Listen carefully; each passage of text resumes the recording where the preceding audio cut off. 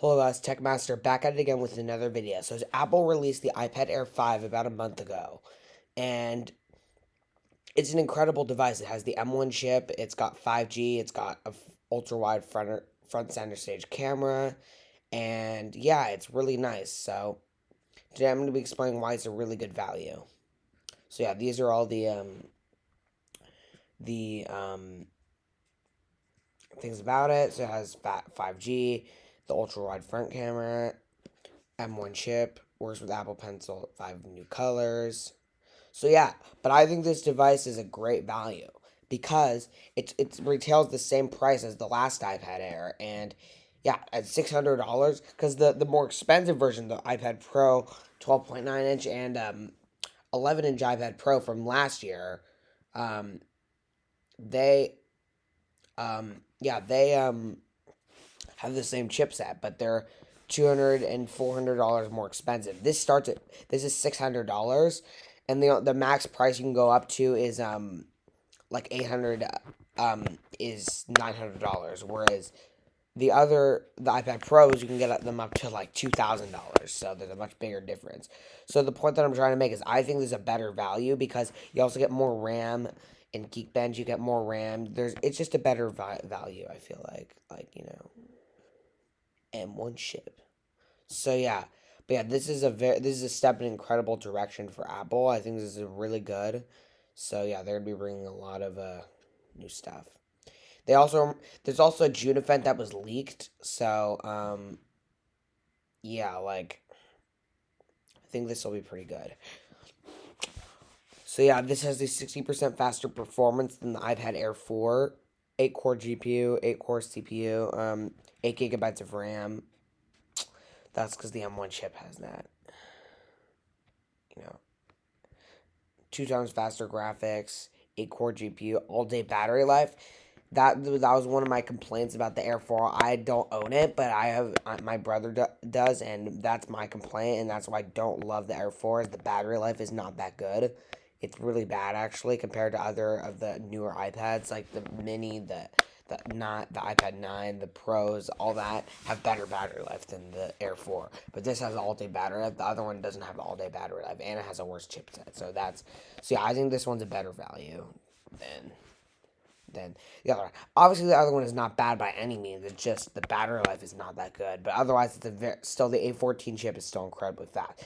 So if you have the iPad Air 4 with the A14 chip, you should not upgrade because it's still going to hold you up for years. It's still very fast. There's no reason to upgrade to that. But if you have like an iPad Air 2 or a 1 or even a 3, like I have the 3, but it has an A12 chip, which is pretty old now, or not old, but it's not like compared to everything that they've released.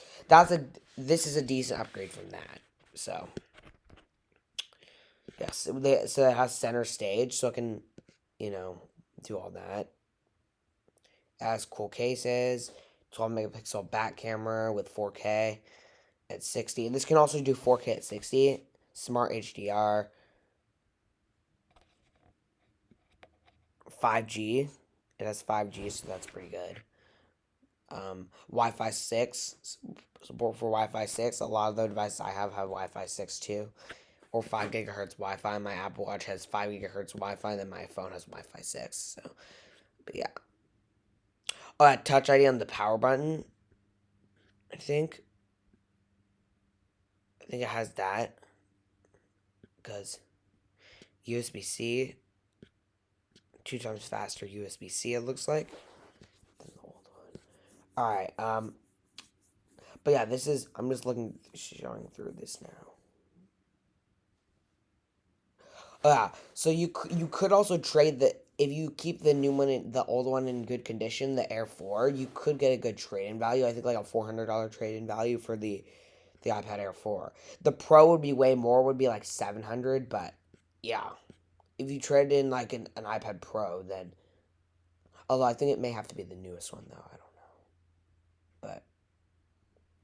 But yeah, in the end, so these are the 4 iPads being offered right now. So we have the iPad Pro, the iPad Air, which is new, the iPad 9, which I probably wouldn't buy unless you don't have a lot to spend because it has that old ancient design with the home button, the big bezels.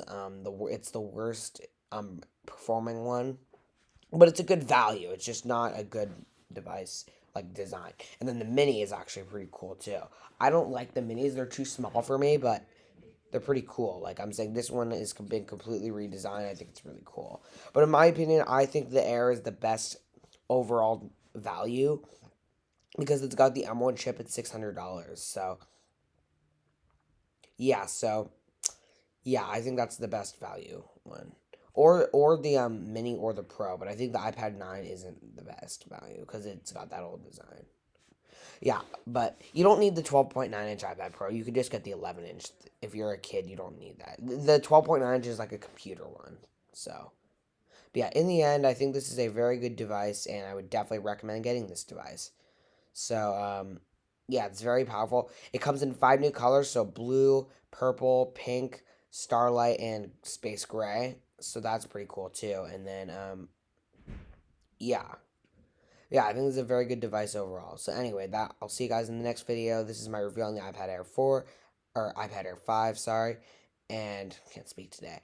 But yeah, I think this is a great device and I would definitely recommend buying it. So yeah, I'll see you guys later.